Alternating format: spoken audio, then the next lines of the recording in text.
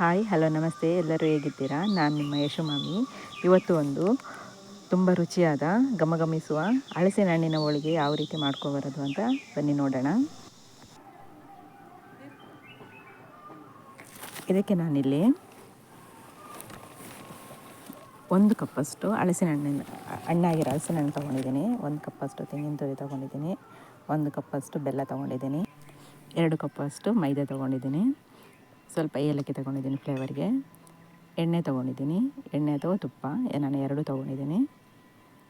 ಈಗ ಇದಕ್ಕೆ ಕಣಕ ರೆಡಿ ಮಾಡ್ಕೊಳ್ಳೋಣ. ಮೊದಲಿಗೆ ನಾನಿಲ್ಲಿ 2 ಕಪ್ ಮೈದಾ ಹಾಕ್ಕೊತಿದ್ದೀನಿ.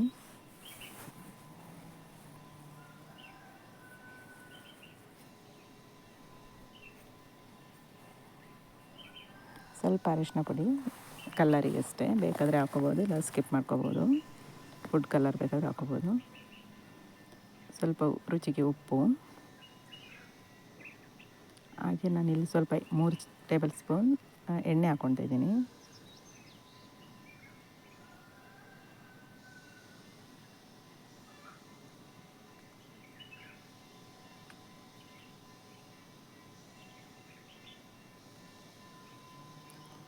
ಸ್ವಲ್ಪ ನೀರು ಹಾಕ್ಕೊಂಡು ನಿಧಾನವಾಗಿ ಕಲಿಸ್ಕೊಳ್ಳೋಣ.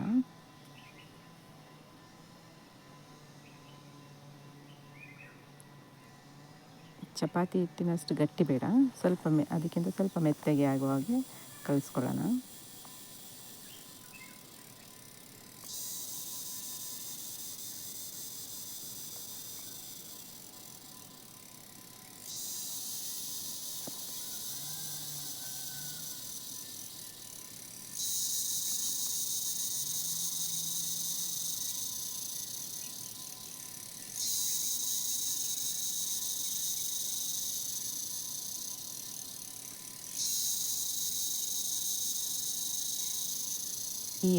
ಈ ರೀತಿ ಇಷ್ಟು ಅದಕ್ಕೆ ಬಂದರೆ ಸಾಕು.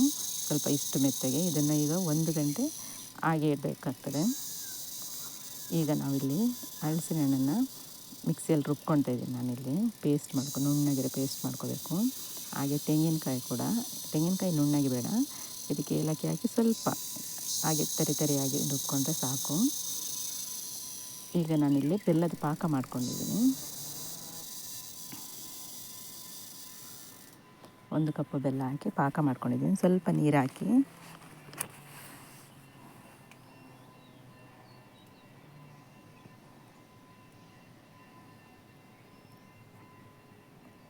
ಬೆಲ್ಲ ಎಲ್ಲ ಕರಗಿದ ಮೇಲೆ ನಾವು ತರಿಯಾಗಿ ರುಬ್ಕೊಂಡಿರುವಂಥ ಫಸ್ಟು ತೆಂಗಿನಕಾಯಿ ತುರಿ ಹಾಕ್ಬೇಕು. ಇದಕ್ಕೆ ಬೆಲ್ಲ ಎಲ್ಲ ಕರಗಿದ ಮೇಲೆ ಈಗ ನಾನು ತೆಂಗಿನಕಾಯಿ ತುರಿ ಹಾಕ್ಕೊತಾ ಇದ್ದೀನಿ. ಇದಕ್ಕೆ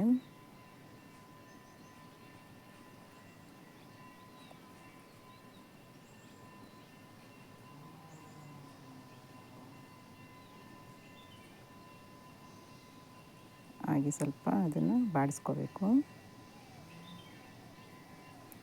ಸ್ವಲ್ಪ ತಿಕ್ಕಾಗುವವರೆಗೆ.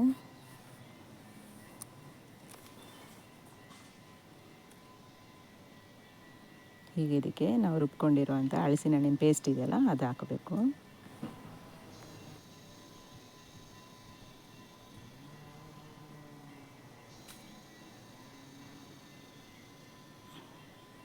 ಹಾಗೆ ಸ್ವಲ್ಪ ಎಲ್ಲ ಚೆನ್ನಾಗಿ ಕಲಿಸ್ಕೊಳ್ಬೇಕು.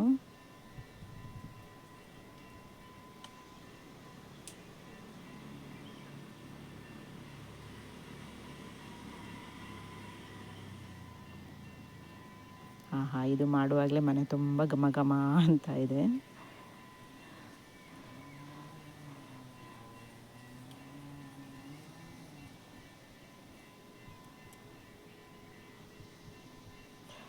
ತುಂಬ ಘಮ ಬರ್ತಾ ಇದೆ. ಹೀಗೆ ಇದನ್ನು ಈ ರೀತಿಯಾಗಿ ಕಣಕದೊಳಗಿಟ್ಟು ನಾವೀಗ ಹೋಳಿಗೆ ರೆಡಿ ಮಾಡ್ಕೊಳ್ಳೋಣ. ನಾನಿಲ್ಲಿ ಪ್ಲಾಸ್ಟಿಕ್ ತೊಗೊಂಡಿದ್ದೀನಿ, ಸ್ಯಾರಿ ಪ್ಲಾಸ್ಟಿಕ್ಕು, ಡ್ರೆಸ್ಸಲ್ಲೆಲ್ಲ ಪ್ಲಾಸ್ಟಿಕ್ ಬರ್ತದಲ್ಲ, ಅದನ್ನು ಕಟ್ ಮಾಡಿ ಇಟ್ಕೊಂಡು ಅದರಲ್ಲಿ ರೆಡಿ ಮಾಡ್ತಿದ್ದೀನಿ. ನೀವು ಬೇಕಾದರೆ ಬಾಳೆ ಎಲೆ ಯಾವುದ್ರಲ್ಲಿ ನಿಮಗೆ ಯಾವ್ದು ಇಷ್ಟನೋ ಆ ರೀತಿ ಮಾಡ್ಕೋಬೋದು. ನಾನಿಲ್ಲಿ ಪ್ಲಾಸ್ಟಿಕ್ ಹಾಕ್ಕೊಂಡಿದ್ದೀನಿ, ಕೆಳಗೆ ಒಂದು ಮೇಲೆ ಒಂದು ಪ್ಲಾಸ್ಟಿಕ್ ಹಾಕ್ಕೊಂಡು ಈ ರೀತಿ ತಟ್ತಾಯಿದ್ದೀನಿ ನಿಧಾನಕ್ಕೆ. ಅದು ಶೇಪ್ ಚೆನ್ನಾಗಿ ಬರುತ್ತದೆ ಅಂತ ಅಷ್ಟೇ, ಮತ್ತು ತುಂಬ ತೆಳುವಾಗಿ ಬರ್ತದೆ ಅಷ್ಟೇ ಇದರಲ್ಲಿ ಮಾಡಿದರೆ. ಈ ರೀತಿ ಮಾಡಿದರೆ ಕೈಗೆ ಎಲ್ಲೂ ಅಂಟೋದಿಲ್ಲ ಇದು. ಈ ರೀತಿ ಮಾಡ್ಕೋಬೇಕು.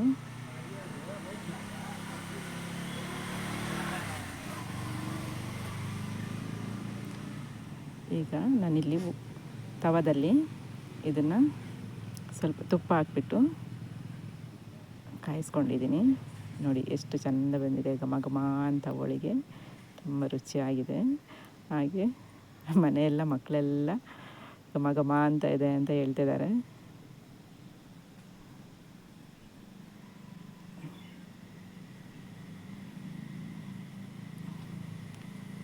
ಈ ಹೋಳಿಗೆ ನಿಮಗೆ ಇಷ್ಟ ಆದರೆ,